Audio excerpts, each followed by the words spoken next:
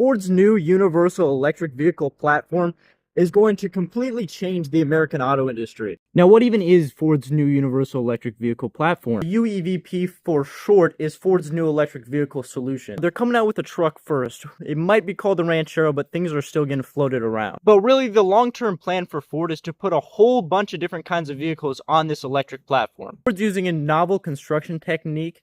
There's going to be two unibody pieces, the front and the back, and then there's going to be a spacer in between that holds the battery. Ford's unibody manufacturing technique is very similar to Tesla's gigabody manufacturing technique, where it's one large piece of aluminum that replaces many small parts. The unibody construction method has one main advantage, and that being you need less parts for the same amount of space in the same structure. Because it's one large sheet of aluminum, historically these have been very difficult and very expensive to fix. Ford has said that they're working with insurance agencies to lower the cost of repairs. That is yet to be seen. Once Ford has two unibody pieces with tires, wheels, and most likely a motor in the front and back that is yet to be seen and maybe model specific, they put a spacer in between that holds the battery. The kind of battery that's in an electric vehicle is very important because it dictates how long the battery lasts, the efficiency of the motors, and how fast the vehicle can be. Ford's UEVP will be using lithium iron phosphate batteries, which are significantly cheaper to manufacture, but hold less charge than other batteries and cannot output as quickly without burning out, which means there's a lower top speed on vehicles. Ford has begun and fully intends to manufacture their batteries in-house. Ford has also recently said they're going to start selling these batteries and other electrical equipment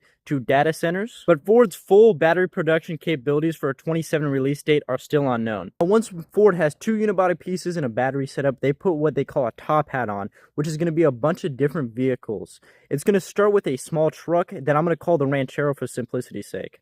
Ford has compared the Ranchero's acceleration to that of an EcoBoost Mustang, so it seems like it's going to be a pretty snappy and quick truck. Now, Ford earlier this year has already named BYD as a main competitor, stating the Ranchero is going to be right around that $30,000 mark. $30,000 small truck sounds very similar to another one of Ford's products, the Maverick. So what's Ford going to do about that? Now, Ford's already proven that they're not afraid of competing with themselves, but it does seem like the Maverick's going to get an interior upgrade to one closer to the F-150. This would most likely push the Maverick price up into that $40,000 range. You still might be able to get a cheaper one. Again, a lot of this is up in the air at the moment. It really does seem like Ford thought of everything when designing this truck. They even put bounties out for their employees that found issues or efficiencies that they could add to this vehicle. Now, are you interested in a small electric truck made by Ford? Would you ever get one? Why or why not? And maybe in the future, they might come out with SUVs and sedans. Would you be more interested in that? Why or why not? Follow Ryan Baden for more. If you have any questions, I'll try to answer them in the comments. And like always, I hope you all have a great day.